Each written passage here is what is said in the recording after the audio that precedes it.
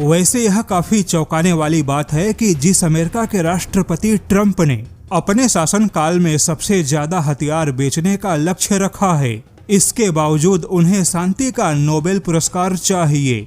अब यहाँ पे ट्रंप जिन हथियारों के बिक्री को मंजूरी देंगे, उन हथियारों का इस्तेमाल किसी न किसी युद्ध में होगा।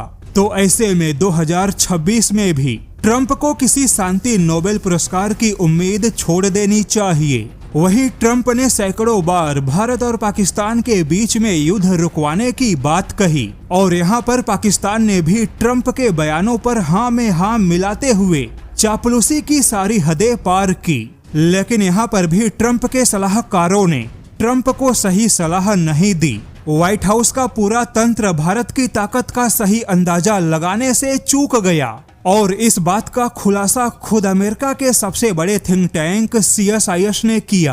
दरअसल अमेरिका का यह मानना था कि भारत अब भी एक उभरती हुई अर्थव्यवस्था है जिसकी प्रति व्यक्ति आय कम है। अमेरिका को लगता था कि भारत को वैश्विक बाजार में खुद को पहुंचाने की मजबूरी है और इसी सोच के तहत अमेरिका के राष्ट्रपति ट्रंप यह मानकर चल रहे थे कि भारत किसी भी हाल में यूरोप, जापान या चीन जैसा कठोर मोल भाव नहीं करेगा और रणनीतिक साझेदारी के नाम पर व्यापार में झुकेगा। हालांकि भारत के मामले में ट्रंप का यह आकलन पुरानी मानसिकता के आधार पे था, किंतु अब वास्तविकता बिल्कुल उलट साबित हुई, क्योंकि ट्रंप ने मेक अमेरिका ग्रेट अगेन के जिस एजेंडे को आगे बढ़ाया और इसी मेक अमेरिका ग्रेट अगेन को आगे बढ़ाने के लिए ट्रंप ने दुनिया के तमाम देशों के साथ व्यापार युद्ध छेड़ दिया। लेकिन अमेरिका के इस व्यापार युद्ध में भारत वह देश है जिसके साथ अमेरिका के लिए डील करना बहुत ही मुश्किल बन चुका है। CSIS की ताजा रिपोर्ट कहती है कि ट्रंप भले ही अपने बयानों में बड़ी बड़ी बातें करे, लेकिन व्हाइट हाउस को मालूम है